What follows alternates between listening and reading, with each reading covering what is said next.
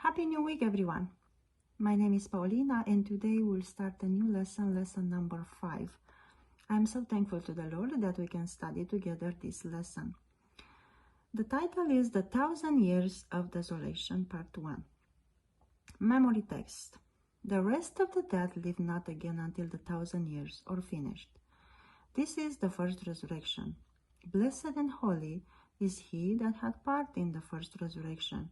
On such the second death had no power, but they shall be priests of God and of Christ, and shall reign with him 1,000 years.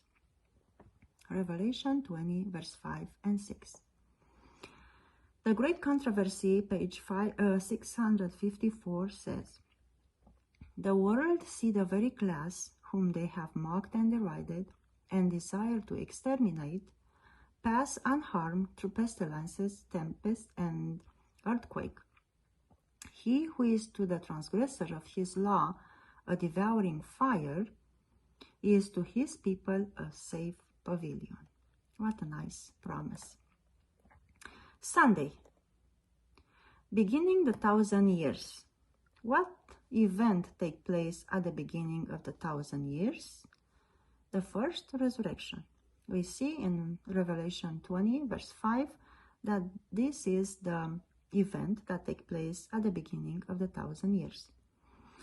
Question B. Who is raised at this first resurrection? And when does it happen?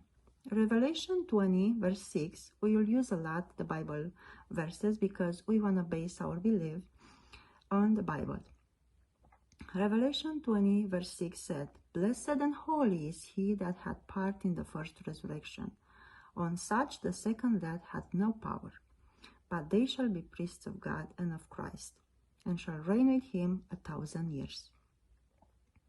And 1 Corinthians 15, 22 and 23 said, For as in Adam all died, even so in Christ shall all be made alive.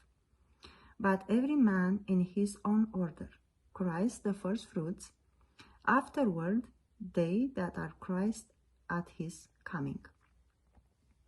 We see that at the first resurrection is gonna be raised all that are followers of Christ and all that believed in Christ.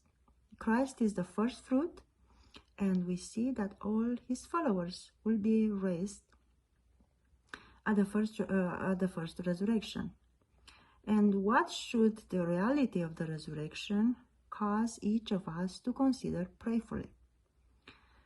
In the paragraph in the note said, Christ appears in his glory and calls forth the righteous dead. The living saints are changed, and with the resurrected dead are borne away from the earth by angels to meet their Lord in the air. The earth is left like a desolate wilderness. People may claim that they have great faith in Jesus and that there is nothing you can do but that Christ will do for you. Now, when Christ shall come forth the dead, on Christ shall call forth the dead, it depends wholly upon your course of action, whether you have a resurrection to life eternal or a resurrection to damnation. Depends on us, depends on each one of us how we lived our life. Because at the first resurrection, we'll resurrect only those that their character are like Jesus' character. They were faithful to Jesus, and when he returns, he will resurrect all of those that are dead. But depends on us what kind of life we had to have a part of the first resurrection or at the second resurrection, which is going to take place at the end of the 1,000 years, and will be all that they were not faithful to Jesus. This was the lesson for today. We will continue this lesson tomorrow morning. May God bless you and have a blessed day.